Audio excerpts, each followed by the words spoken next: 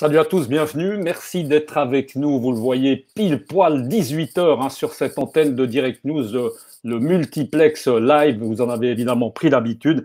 Et puis l'occasion, pour moi de remercier une nouvelle fois la Chambre de commerce France-Suisse. C'est notre dernier rendez-vous avec aujourd'hui, vous allez le voir, deux très grosses entreprises nées en France et puis évidemment établies, comme c'est le cas pour toutes ces entreprises de la Chambre de commerce établies aujourd'hui également en Suisse. Alors, on a beaucoup de plaisir de recevoir Laurent Garret, le CIO de La Redoute Suisse. C'est une entreprise évidemment de e-commerce que tout le monde connaît, La Redoute. Bonsoir plutôt Laurent Garret, on est 6 heures, on va dire bonsoir. Merci beaucoup d'être avec nous. Et puis à vos côtés, Tilman Schulz, qui est lui le CIO de DPD Suisse. Et là, on parle évidemment des spécialistes de l'expédition de colis, alors soit en Suisse, ou évidemment dans le monde. Alors, messieurs, on va forcément parler de... Merci beaucoup d'être avec nous. J'espère que vous êtes confortablement installés. Bravo d'avoir soigné en tout cas le décor. On vous voit très bien, on vous entend bien. On espère en tout cas que ça va continuer. Messieurs, avant de parler de vos entreprises respectives, j'ai un peu pour habitude de prendre la température, enfin c'est le cas de le dire, de loin en tout cas, pour voir comment est-ce que vous avez vécu, parce qu'on en sort tranquillement, de ce Covid-19. Est-ce que, on va commencer peut-être par Laurent Garret, est-ce que vous avez pu y échapper? Vous avez été touché, vous, vos proches, évidemment, c'est important. Non, écoutez, merci de poser la question. Et puis, heureusement, non, à titre personnel, de près ou de loin, pas directement impacté par le virus. Bien sûr, après, comme tout le monde, le fait de rentrer dans cette aventure inédite mi-mars avec le confinement à titre personnel, à titre professionnel, et donc traverser cette période qui a été compliquée mais riche et comme je disais inédite, avec beaucoup de questions encore qui se posent, mais pas mal de choses avec le recul qui vont changer. Alors bien sûr qu'on va parler de tout ce qui suit ce Covid, parce qu'on le sait, c'est une crise sanitaire. Maintenant, on est rentré forcément, malheureusement, dans une crise plutôt économique qu'autre chose. On va poser la question à Tilman Schulz. Je vous rassure, vous avez l'air en pleine forme, même plutôt bien éclairé, bien bronzé. Tilman, c'est le cas. Vous n'avez pas été touché par ce sacré coronavirus? Non, alors j'ai eu 3 semaines de symptômes.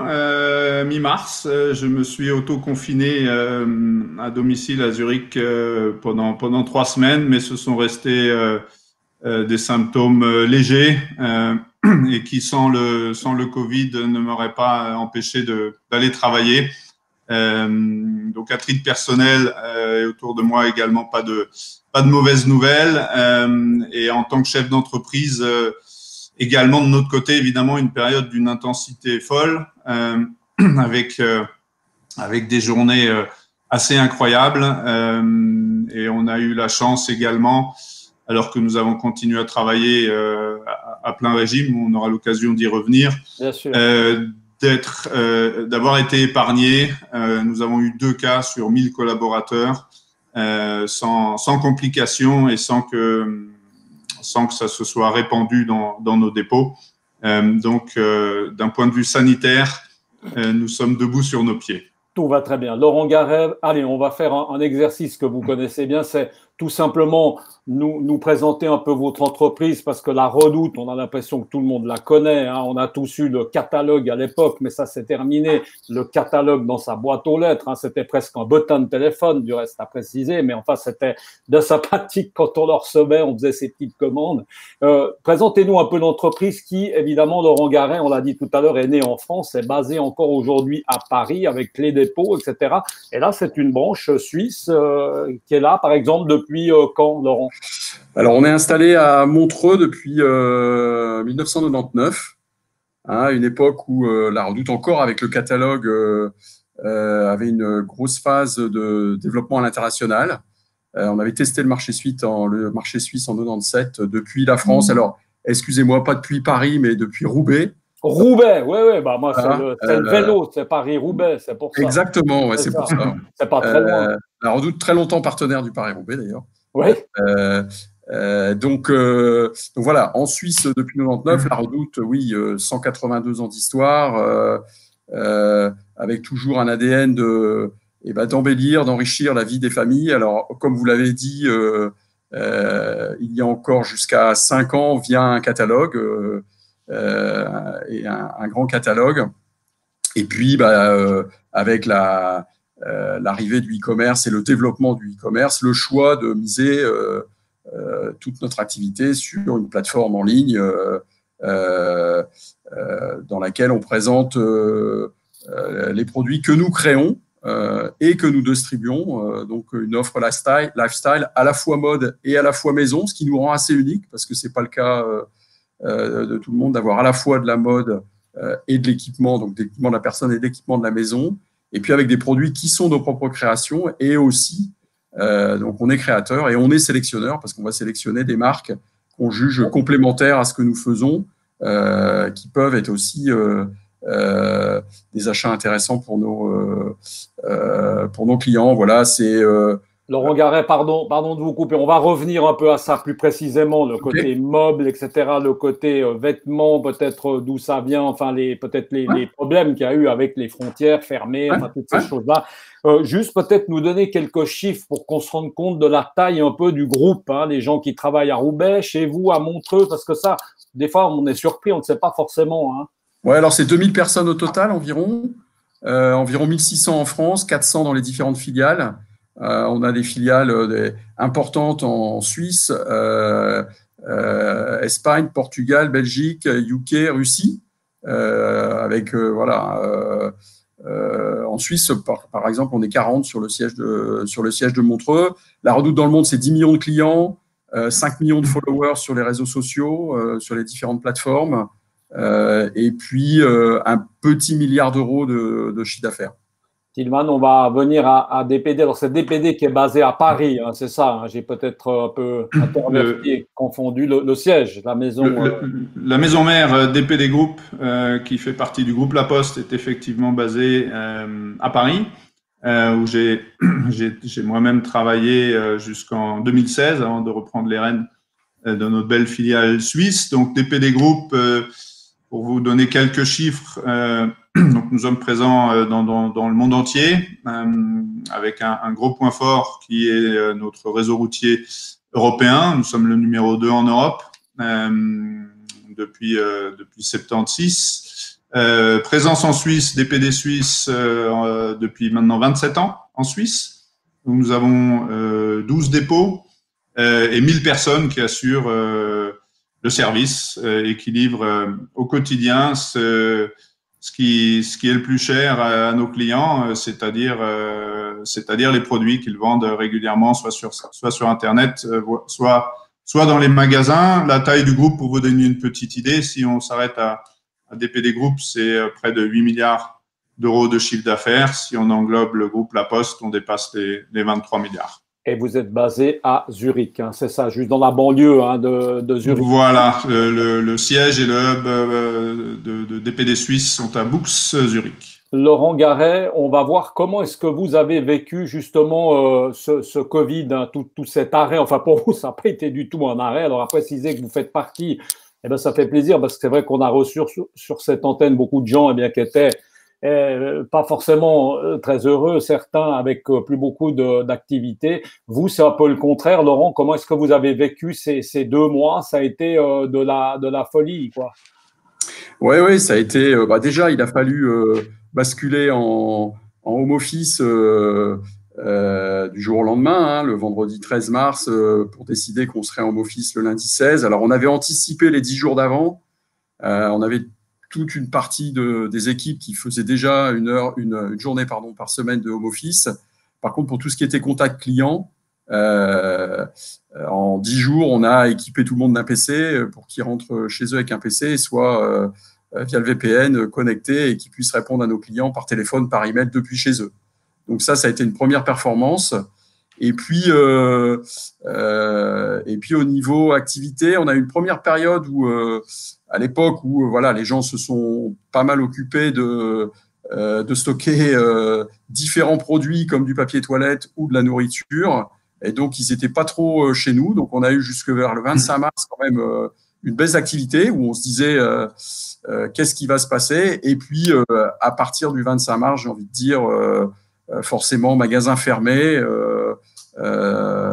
les gens toujours avec des besoins, d'équipements au début. Hein, on a vendu beaucoup de meubles, par exemple, au tout début, de chaises, de bureaux, d'étagères pour les gens qui s'équipaient pour être bien installés chez eux pour le télétravail. L'enfant aussi a rapidement démarré parce que c'est sûr, quand vous avez un enfant qui grandissait, vous ne pouvez pas reprendre les tailles de l'année d'avant. Donc là, on a vite aussi vu que ça prenait. Et puis, ça a continué comme ça, avril, mai, avec d'autres problèmes qu'on a eu, qu'on peut partager avec Tillman sur le sujet, quoi, de capacité à bien livrer et à ne pas gérer des encours parce qu'il y avait plus de demandes par rapport à ce qu'on faisait d'habitude, quoi. Alors, les deux, c'est l'occasion d'en parler parce qu'il y en a un qui fait de l'e-commerce, qui envoie des choses, et puis il y a l'autre qui les amène à domicile. Est-ce que du même coup, parce que vous connaissez, voilà, vous travaillez, vous collaborez ensemble ou sans plus? Pas encore, mais nous échangeons beaucoup sur nos challenges respectifs, nos organisations respectives, et pour voir si à l'avenir on va collaborer, mais je connais très bien les challenges d'une belle société comme La Redoute. Alors nous, on est effectivement ceux qui faisons le lien entre La Redoute et leurs clients, comme pour les autres chargeurs. Ça a été également assez surréaliste chez nous ce démarrage parce que très vite la présidente de la Confédération, Mme Sommaruga, nous a considérés comme étant vital au bon fonctionnement de la nation. Donc, il a fallu faire en sorte que nos 1000 collaborateurs d'abord soient protégés et puissent travailler dans des bonnes conditions. Et comme le soulignait Laurent, c'est des décisions managériales qu'il faut prendre en 2 jours sur un week-end pour pouvoir continuer à opérer. Donc, et puis des décisions qui sont assez lourdes de sens. Hein. Si on se trompe, ça peut faire quelques dégâts. Et on a quand même la responsabilité de la santé de nos collaborateurs. Et puis, on a observé effectivement chez les Suisses une frénésie d'achat sur Internet, puisque ne pouvant plus sortir de chez eux ou en étant un petit peu angoissés, ils ont beaucoup acheté sur Internet et ils ont compté sur une boîte comme la nôtre, DPD, pour les approvisionner. Alors, des biens de première nécessité, la nourriture, les couches, des dosettes Nespresso, avec le nombre de home office qui se sont ouverts en Suisse, tout d'un coup, les dosettes Nespresso devaient être livrées à domicile. Alors là, les colis chez notre client Nespresso ont explosé, mais culturel, ludique, les livres, le matériel de bricolage, ou comme Laurent le soulignait, tout ce qui est décoration de la maison, etc. Quand on est chez soi, on a envie d'améliorer l'environnement. Ou carrément, j'allais dire presque pour la santé mentale des Suisses, quand il s'agissait de leur livrer des jouets ou des jeux vidéo pour occuper leurs enfants, qui étaient également bloqués à la maison. Et on sait qu'à un certain âge, c'est un petit peu difficile de les garder au calme. Donc, voilà, c'est comme ça que nous avons vécu et pris cette responsabilité-là pendant ces 3 derniers mois. Alors, ça me fait penser, si je peux me permettre. Bien sûr. Ça me fait penser à une petite anecdote parce que quand Tillman dit que voilà, il a fallu la supply chain était vitale pour la nation, j'ai envie de dire pour l'Europe. Nous, on a été on a nos entrepôts on n'a pas d'entrepôts en Suisse, mais on a des entrepôts dans 4 pays, en Russie, en UK, au Portugal et en France. Et en fait, on a eu aussi quelques rares cas de Covid, mais au tout début, il a fallu isoler, on a dû fermer, etc. Enfin, il y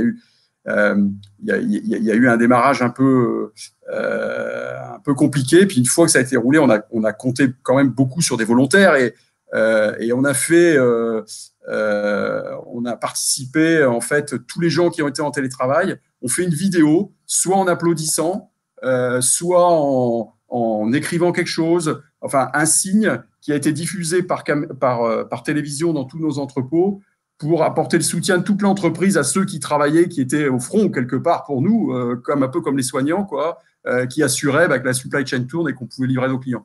D'accord, ouais, c'est une belle anecdote, Tillman. Peut-être juste quelque chose qui m'a surpris quand on a parlé en dehors de l'émission, c'est que là, Oui. non seulement vous n'avez pas connu les RHT, mais vous avez dû engager du monde comme ça, mais à toute vitesse. Hein, Oui, alors l'effet qu'a eu le Covid sur les habitudes d'achat des Suisses chez nous a fait que nous sommes retrouvés en l'espace d'une semaine avec des hausses des volumes B2C à livrer à des particuliers.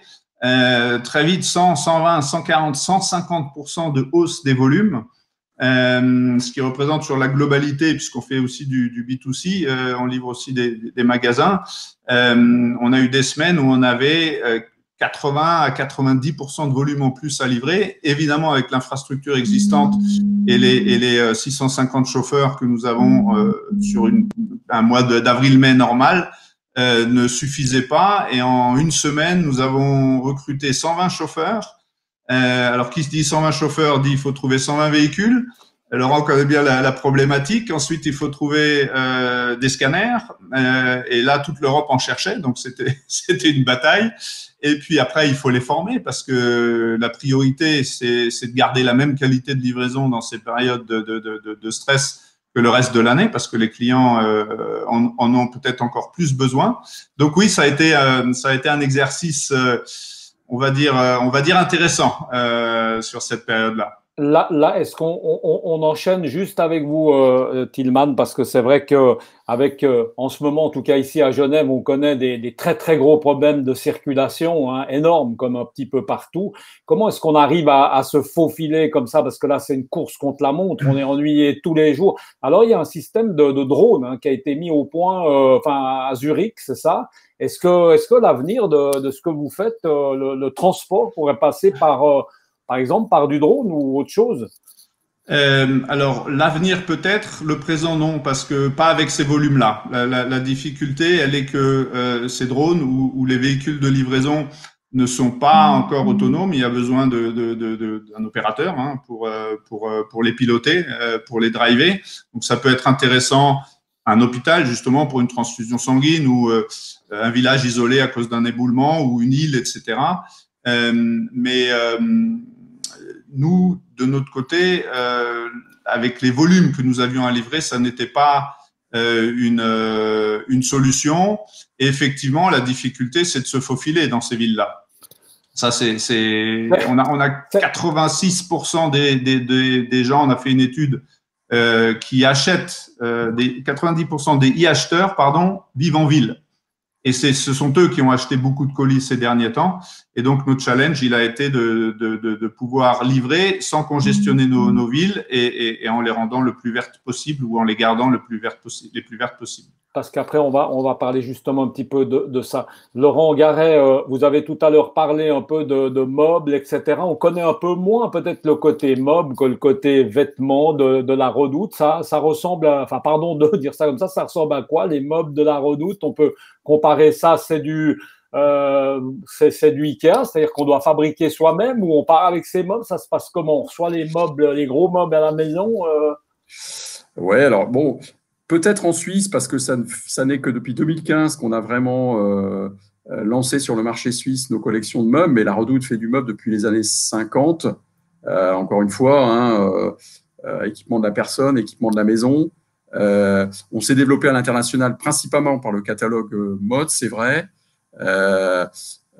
Et puis, sur un mode, voilà, nos collections exclusives françaises, c'est comme ça qu'on a développé la mode à l'international. Et puis, on avait des collections maison qui étaient trop hétéroclites pour être pertinentes pour démarrer sur un marché. Et en fait, il y a eu un travail de fait qui a aligné quelque part, ce qui n'était pas le cas avant, nos collections mode et nos collections maison sur le même type de style, parce que la maison est devenue mode. Ouais. Et donc, il fallait que ce soit aligné pour être cohérent sur une plateforme, sur un site qui présente les deux. Et ça a été le cas au tournant des années 2010. Et à partir de là, on a été beaucoup plus à l'aise pour lancer ça à l'international. Donc, les meubles La Redoute, c'est au travers de deux marques, La Redoute Intérieure et AMPM. La la Redoute intérieure, c'est l'air du temps, le design pour tous. Donc, c'est des produits plus sans doute moins lassants que la marque que précédemment citée, mais à des prix, puis avec des astuces pour équiper des ménages qui n'ont peut-être pas beaucoup de mètres carrés pour faire rentrer différents meubles. Donc oui, c'est livré pas mal à monter, beaucoup de choses. On a, notamment sur la marque AMPM, des produits qui sont livrés montés, donc là où la qualité, le matériau brut, etc., et pas découpé, on va dire, reste entier. Et ça fait des livraisons un peu plus encombrantes pour nos amis du Géant Jaune. Mais c'est aussi alors des produits plus chers, mais qui sont tout de suite… vous les posez dans votre salon, il n'y a pas à y passer 2 heures ou 3 heures pour les monter. Tilman, vous, on l'a compris, hein, ça va être l'enjeu, enfin un des enjeux, ça va justement de relever les défis de livraison en ville, ça on en a parlé. Et puis vous êtes également très très porté sur la réduction évidemment des émissions de CO2 parce que forcément, pardon de le dire, mais avec 600 camionnettes qui circulent toute la journée, bah forcément que oui, on pollue un peu plus que le vélo électrique. Allez, on va dire ça comme ça. Oui, tout à fait. Je ne veux pas mettre une mauvaise ambiance, hein, Tilman. Non, mais vous avez raison. Hein, c'est un fait. Et comme je vous le disais, ma fille m'en parle tous les soirs au dîner. Juste pour revenir sur AMPM, je suis ravi que ma femme soit fan de cette marque-là parce que je suis incapable de bricoler. Et donc, effectivement, le meuble, il est posé, il est solide, il est d'une pièce et c'est juste parfait pour moi. Tilman, sur la Redoute intérieure, on a un service de montage, hein, si jamais. D'accord, ok. J'ai envie de dire bienvenue au club et ma femme qui écoute va savoir de quoi je parle. Continuez. D'accord. À vous. Oui, donc, alors votre fille qui vous remet un peu à l'ordre chaque soir. Hein, oui, parce que nous sommes une partie du problème. Évidemment qu'on va pas se raconter des histoires. Notre ambition est d'être aussi de faire partie de la solution. Alors la challenge, c'est comment accompagner le boom de ces livraisons sans pour autant congestionner les centres-villes, sans les étouffer par des émissions de CO2. Alors, on a déjà fait pas mal de choses. Depuis 2013, nous livrons déjà l'ensemble des colis en neutralité carbone. Hein, donc, c'est-à-dire nous compensons, nous mesurons, nous réduisons et nous compensons l'ensemble de nos émissions. Et malgré la crise, où de temps en temps, certains pourraient dire on va faire un peu attention, on va arrêter certains investissements. Au contraire, nous avons décidé d'accélérer le mouvement dès cette année. Nous avons réduit de 14% nos émissions de CO2 depuis 2013 et nous prenons aujourd'hui un engagement fort qui est de réduire de 30% nos émissions par colis d'ici 2025. Donc pour ça, on va investir dans plusieurs projets. Vous l'avez peut-être vu passer dernièrement. Nous allons lancer sur le marché suisse le plus gros camion électrique d'Europe dès le mois de décembre avec Futuricom et nos amis. Ça va permettre d'économiser plus de 70 tonnes de CO2 chaque année. C'est une machine absolument magnifique avec les plus grosses batteries d'Europe, une autonomie de 760 km. Donc, ça va être une belle bête et ça va être la première fois dans le groupe DPD, on est content que ce soit en Suisse, que ce ne sera pas sur un circuit test, mais en vrai, en live, entre nos dépôts de Bux et notre dépôt de Melun. On a déjà commencé cette année à shifter entre Bux et le Tessin. Plutôt que d'envoyer des camions, on charge nos containers on travaille avec la SBB, donc sur le rail. De là également, c'est plusieurs dizaines de tonnes de CO2 qui sont économisées à chaque fois. Et enfin, comme nous sponsorisons des startups depuis que je suis arrivé avec ma nouvelle équipe en Suisse, en les emmenant une fois par an dans la Silicon Valley pour aller chercher des investissements dans le cadre du Swiss Startup Champions, nous nous sommes associés avec l'une d'entre elles qui s'appelle Imagine Cargo il y a 2 mois de cela, avec lesquelles on va développer des solutions alternatives. Donc, ce sont des vélos électriques ou des vélos classiques, efficaces, propres, moins intrusifs pour la vie urbaine, On va démarrer un pilote d'ici quelques semaines dans une ville proche de Zurich, et puis ensuite on va déployer dans quelques grandes villes en Suisse. Donc voilà, l'idée c'est un petit peu comment on peut rendre service à nos PME suisses qui vendent sur Internet, ils veulent continuer à faire du business tout en gardant nos belles villes propres et vertes. Bon, c'est votre fille qui va être contente d'aller faire un petit tour dans ce camion électrique. Il ne faudra pas oublier de l'emmener. J'espère bien, je lui ferai faire un petit tour. Ouais, elle va faire le baptême du camion électrique, à mon avis. Laurent Garret, est-ce que la Redoute, qui emballe toute la journée des produits, est sensible à l'environnement? On en parle? Oui, bien sûr. Nous, on a nos actions sur nos emballages, effectivement, et sur nos produits. Donc, c'est une sensibilité qui est née il y a quelques années, je dirais pareil, au tournant des années 2010. Déjà, à l'époque, quand on avait encore le catalogue, il était entièrement réalisé avec du papier issu de forêts certifiées. Hein, donc, je parle de ça, ouais, il y a probablement plus de 10 ans. Après, sur les emballages aujourd'hui, nos emballages plastiques sont issus de plastique recyclé et pas à 100%, mais on y tend, et puis sont surtout recyclables. Et puis sur les produits, on a on travaille avec différents labels, donc sur le coton par exemple, le label BCI, Better Cotton Initiative, sur le bois aussi de nos meubles, avec le label FSC, sur la certification d'origine des bois, etc. Notre linge de maison, c'est un label qui s'appelle Ecotex. Donc nous, on avait une feuille de route et on sent bien qu'en sortant de ce Covid, elle va encore accélérer. Alors, comme disait Tilman, on est à la fois dans le problème et puis, mais on doit être la solution, on doit être l'aiguillon de la solution qui se fera pas en une année, mais nos objectifs. Voilà, on va les accélérer. Aujourd'hui, on est sur du zéro plastique à horizon 2030. On est sur 100% de produits responsables en 2025.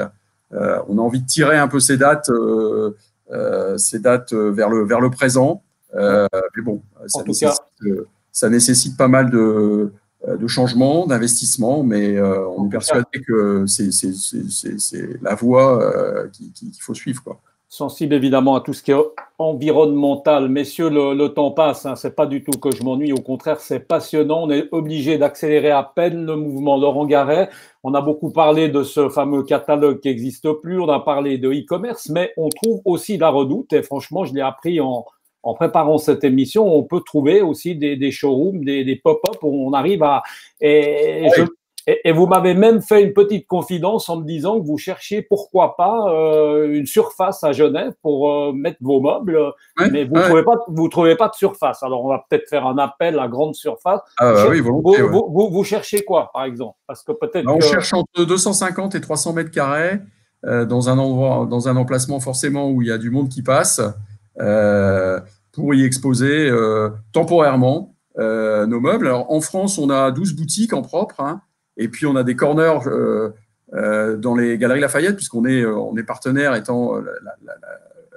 Galeries Lafayette étant actionnaires majoritaires de la Redoute depuis 2018. En Suisse, on a tâté le terrain via effectivement des pop-up ou des boutiques éphémères. Donc, on en a fait une à Zurich dans le centre commercial Silk City il y a 1 an et demi. Et puis, on en a fait la place de la Paluche l'automne dernier. Et effectivement, on a un peu en tête un mini tour de Suisse, quoi. Donc, une fois que vous avez fait Zurich et Lausanne, vous êtes à Bâle, Berne, Genève, peut-être Lucerne. Et donc, alors, Genève, on était particulièrement intéressés parce qu'on a un partenariat, on a travaillé avec les étudiants du master d'architecture d'intérieur de la HED, de la Haute École d'Art et Design de Genève. Donc, ils ont bossé pour nous, ils ont fait des projets, etc. Donc, on aimerait bien aussi, avec eux, exposer ces projets sur Genève. Donc, effectivement, s'il y a des surfaces de ce type disponibles… L'appel est lancé, en tout cas. Oui, c'est un moyen vraiment d'aller à la rencontre de nos clients et qui touchent nos produits, parce que l'e-commerce, c'est très bien, mais il reste une dimension physique, relationnelle très importante dans le commerce, et c'est une manière pour nous de l'appréhender. Tillman, vous aussi, c'est pas, vous n'avez pas besoin de pop-up, mais en fait, vous avez des points de vente. Ça, c'est important parce que c'est un peu ce qui différencie aller avec la Poste. Hein. On a lancé le nom qui est quand même le plus gros, hein, 80% du marché, vous 10% et tous les autres se partagent encore le reste du gâteau. Vous, votre force, c'est que quand on vient sonner à la porte et qu'il n'y a personne, ben, hop, vous avez des points de vente, des points où on peut retirer la marchandise.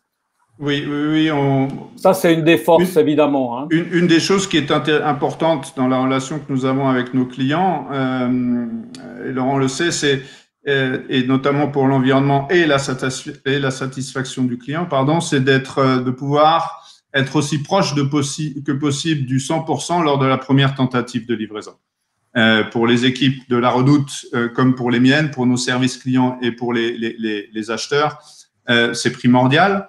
Et donc, on travaille main dans la main avec nos clients pour ça. Donc, on a des technologies spécifiques qui vont vous informer la veille et le jour même de l'heure avec 1 heure de livraison pour que vous puissiez vous organiser.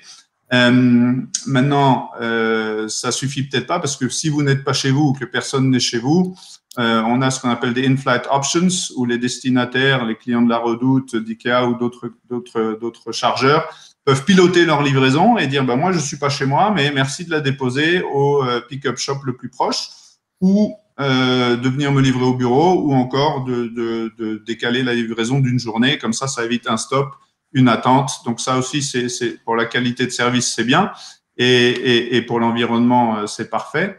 Et puis pour ça nous avons donc un réseau de pick-up shop avec un partenariat avec des commerçants suisses en fait. Nous en avons près de 400 avec l'idée d'offrir la possibilité aux destinataires de s'y rendre. Ils sont tous à moins de 10 minutes à pied ou à moins d'un quart d'heure en voiture en Suisse. Et alors, je confirme que pour avoir utilisé vos services là où je suis, eh bien, quand il n'y avait personne, j'ai retrouvé les colis chez un fleuriste, par exemple. Hein, c'est un exemple. Et vous avez pu ramener des fleurs à votre femme. Et j'ai ramené des fleurs à ma femme. Mais Tillman, décidément, vous savez tout. Écoutez, merci beaucoup, messieurs. Le temps passe. Hein. Je vous avais dit que l'émission durait entre 20 et 25 minutes. Vous voyez qu'une fois de plus, j'ai pas tenu du tout parole puisqu'on a déjà fait 30 minutes. Et là, c'est mon ami Dosti qui fait la réalisation qui me le signale. Et il a bien raison, messieurs. C'était passionnant. On a bien fini cette série de la CCI France-Suisse. On profite encore de remercier, on le salue, Romain Durier, eh bien, qui nous a bien rendu service pour mettre sur pied toutes ces belles émissions. Messieurs, bonne chance dans vos milieux respectifs, bonne chance à la Redoute, bonne chance à DPD, et puis on espère qu'on vous retrouvera très bientôt. Merci, messieurs, d'avoir été avec nous. Voilà, merci beaucoup d'avoir été sur cette antenne de Direct News Multiplex Live. On se retrouvera pour d'autres occasions, et puis en attendant, une excellente soirée à vous. Portez-vous bien, à bientôt. Ciao.